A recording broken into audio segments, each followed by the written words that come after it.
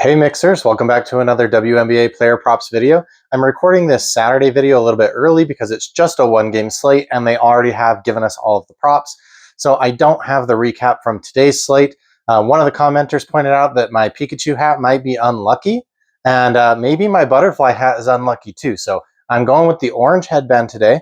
I've been wearing hats because I'm trying to grow out my hair and it's kind of scraggling, so I've just been putting it up in a hat. But if they're bad luck, man, we got to ditch the hats. So I'm back to the headband. We're going orange today, and I don't know what that means, but we'll just see if that has any effect on the bets. So I have just two best bets for you right now, and then we will give you, a couple of other thoughts. It is only a one-game slate. It is the Lynx, the toughest team in the league, so obviously keep all of that in mind. So the first one here that we are going to touch on is Courtney Williams over 13.5 points. This line has been inflated. It should be 12.5, and obviously people are betting the over.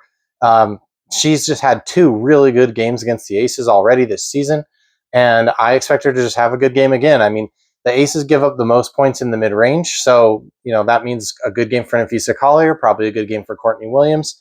I think everybody might be able to have a good game here because I do think that the Aces are playing at home where they do play a lot better, and the Lynx on the road have not been able to keep totals low. So I think the total could go up, into the 160s, maybe the 170s, and we should see plenty of points on both sides here.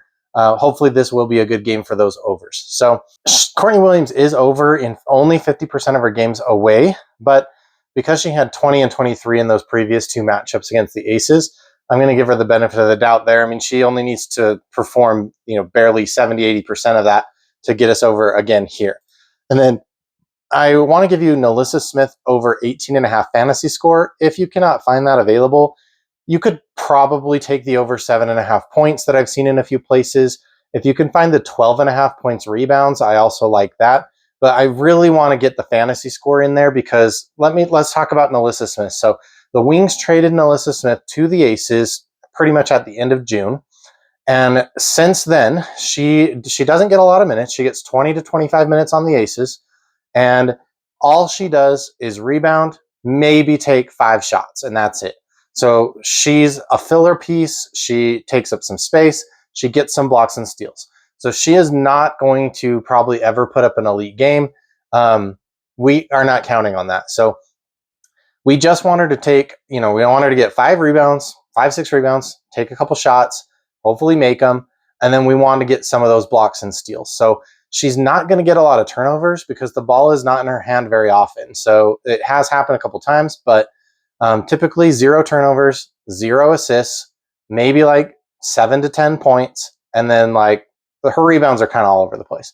So knowing those things, let's jump into some of this historical data. So at Minnesota, she had 20 fantasy score on the Aces in 23 minutes.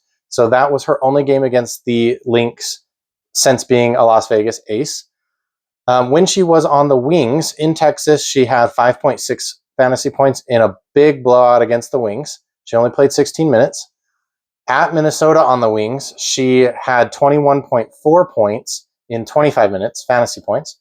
And then at Dallas, she had 10.8 points against the Lynx in 18 minutes. And that was the first game of the season, maybe the second game of the season, so right at the beginning.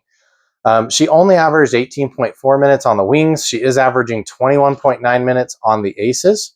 So I did some math, with the fantasy score, and we really only needed to get 1 steal and block and then just put up her normal lines, or get 2 steals and blocks and just have a bad night shooting or not shoot at all.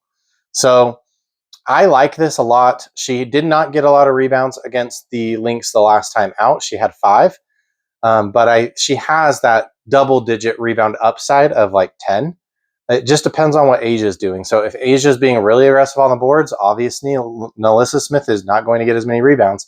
If Asia lets her rebound, then she'll get probably 8, 9, 10 rebounds. So we don't know how that's going to play out, but I just calculated this using the averages, and I liked the number I came up with, so I took it.